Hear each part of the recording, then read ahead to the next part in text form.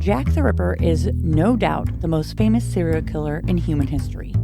We know the story. We've seen the movies. We're all familiar with the morbid tale of the twisted murderer who stalked London's dimly lit streets in the late 19th century. The Ripper took the lives of 5 victims, slashing their throats and mutilating their bodies. But who we are not familiar with is an Oxford graduate and cricketer by the name of Montague John Druitt. Mr. Druitt's bloated, lifeless body was discovered drifting in the River Thames on New Year's Eve, 1888, with a train ticket and piles of stones stuffed in his pockets. The rocks, it was assumed, were to ensure that his body sank to the river's floor. Was the mysterious death of Montague Druitt and the vicious crimes of Jack the Ripper somehow connected? This is Deadly Overs, a podcast of murder and cricket. Episode 1, The Ripper and the Mysterious Death of Montague Druitt.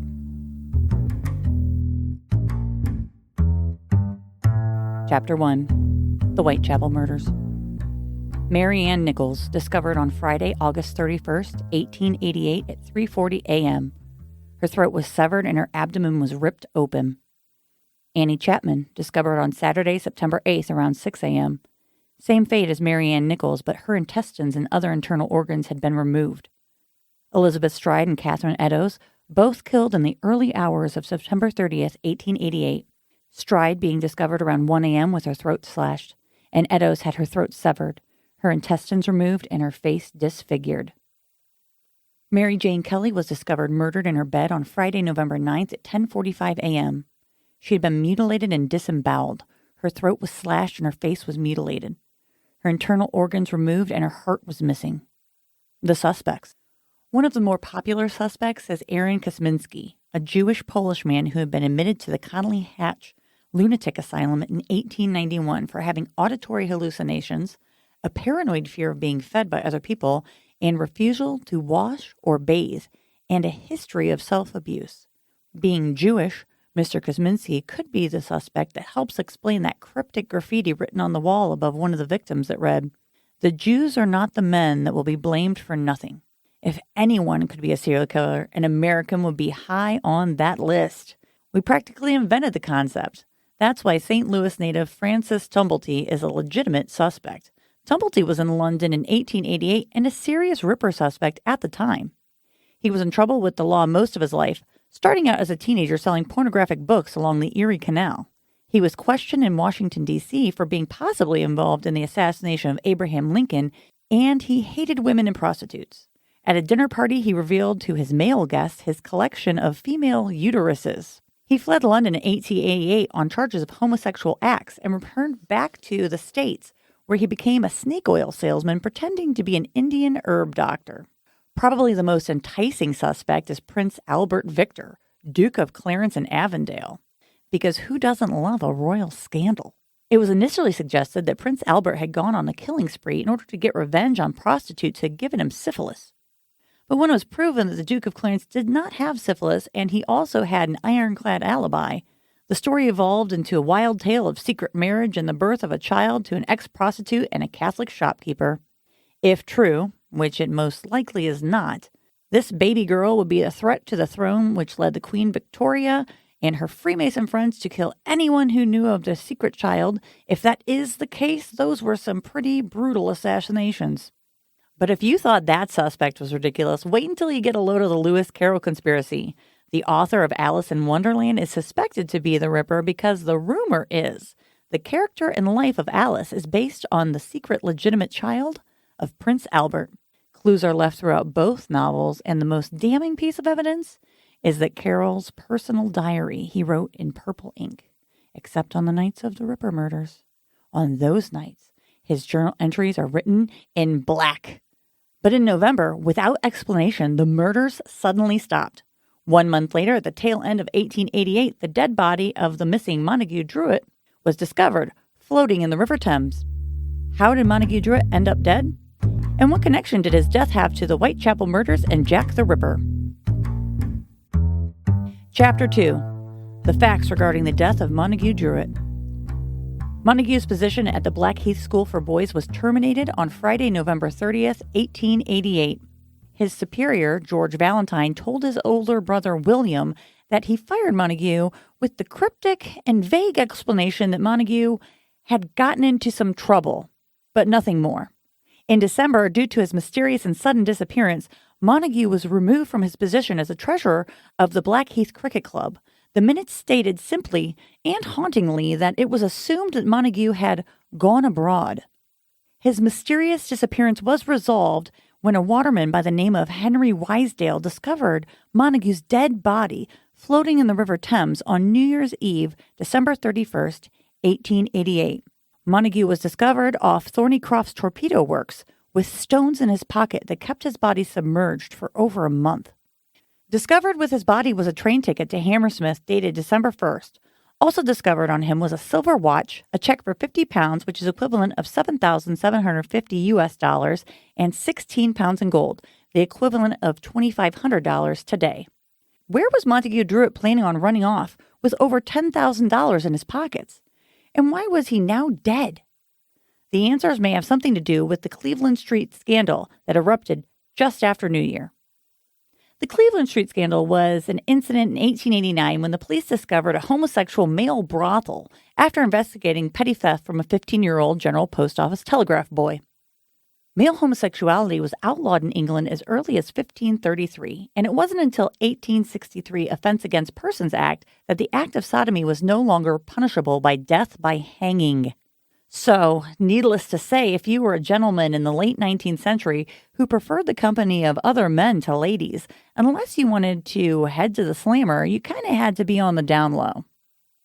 While inquiring how the young 15-year-old by the name of Charles Thomas Sinscow came into such a large sum of cash in his possession, about $75 today, during their investigation, young Charles confessed that he and two fellow teenage co-workers and telegraph boys for the General Post Office worked as male prostitutes for Charles Hammond at his brothel on Cleveland Street. The matter was handed over to one Detective Inspector Frederick Aberline. Yes, that Detective Aberline. And the brothel was eventually shut down and Charles Hammond was arrested. The Criminal Law Amendment Act of 1865 required any man participating in homosexual acts was subject to 2 years in prison.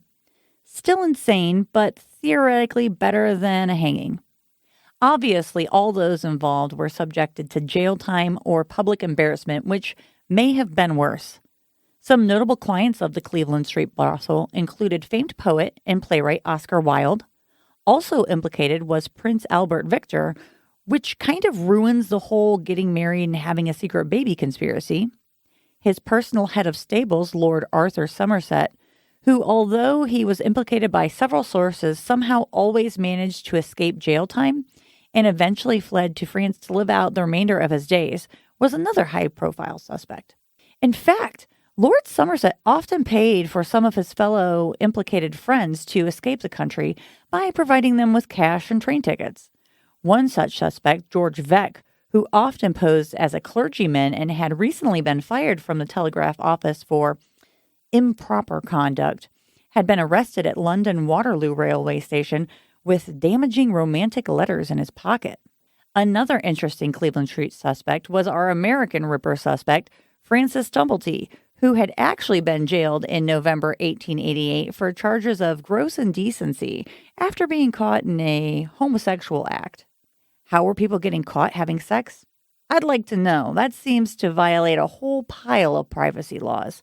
Nonetheless, while being held on $37,000 bond, Tumblety became one of Scotland Yard's lead Ripper suspects. Tumblety skipped town and snuck into France under the name Frank Townsend and returned to the States on November 24th, where he began his new career as a seedy snake oil healer. But most importantly, there was another name that was mentioned around the Cleveland Street Circle. That name was Montague Druitt.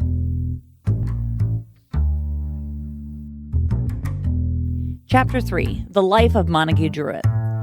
Montague Druitt was a lifelong cricketer and respected bowler, playing the sport all the way until his death in late 1888. Playing in Dorset for the Kingston Park Cricket Club and the Dorset County Cricket Club earned Druitt the opportunity to tour the West Country with the ironically titled touring team known as the Incogniti. Throughout his cricketing career, Druitt's outstanding bowling earned him multiple ducks on prominent players. and a large number of wicket collections, including one match where he captured an illustrious fiver. In 1884, Druitt was elected to the Marylebone Cricket Club, and he played for his final team, Blackheath, as late as September of 1888, just 2 short months before his curious disappearance. Montague was the son of a prominent doctor and respected member of the London scene. However, his father died suddenly of a heart attack in 1885. The death of his father put strains on the family, and soon Montague's mother fell ill with mental illness.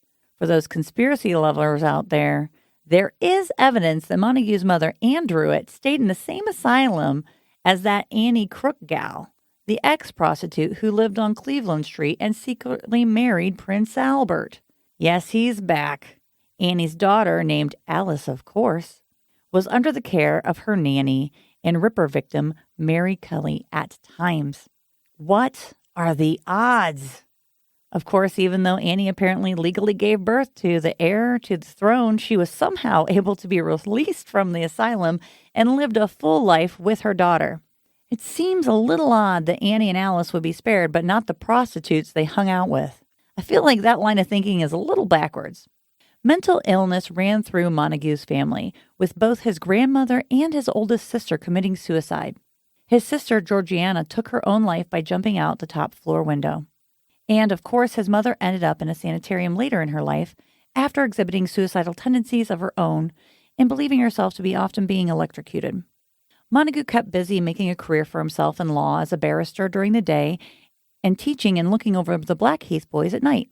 His free time was devoted entirely to cricket. Montague never married or had children. In fact, there are no records that he even dated.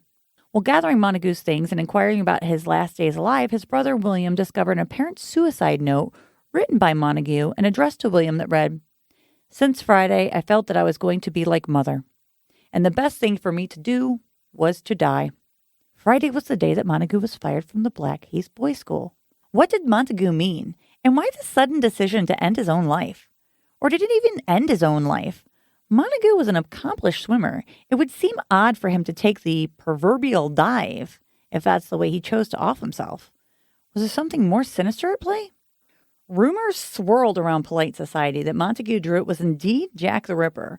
The social elites who knew him or were connected to him through his family or Oxford education and legal work spread the stories that Montague Druitt as Jack the Ripper was London's worst-kept secret. Allegations that Montague was the Whitechapel killer were made official when Assistant Chief Constable Sir Melvin Macnaghten submitted a private, handwritten memorandum stating just that on February 23, 1894.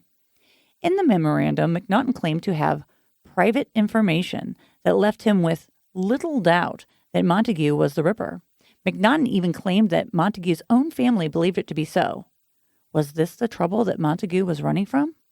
Additionally, a member of the government and high society, Sir Henry Richard Farquharson, in 1891 confidently boasted that he also knew the identity of Jack the Ripper and that he was the son of a surgeon who took his own life in order to escape justice. There were even rumors of an Australian pamphlet published by Montague's own cousin Lionel titled The East End Murderer, I Knew Him, where Lionel revealed information that verified Montague's guilt, but copies could never be found.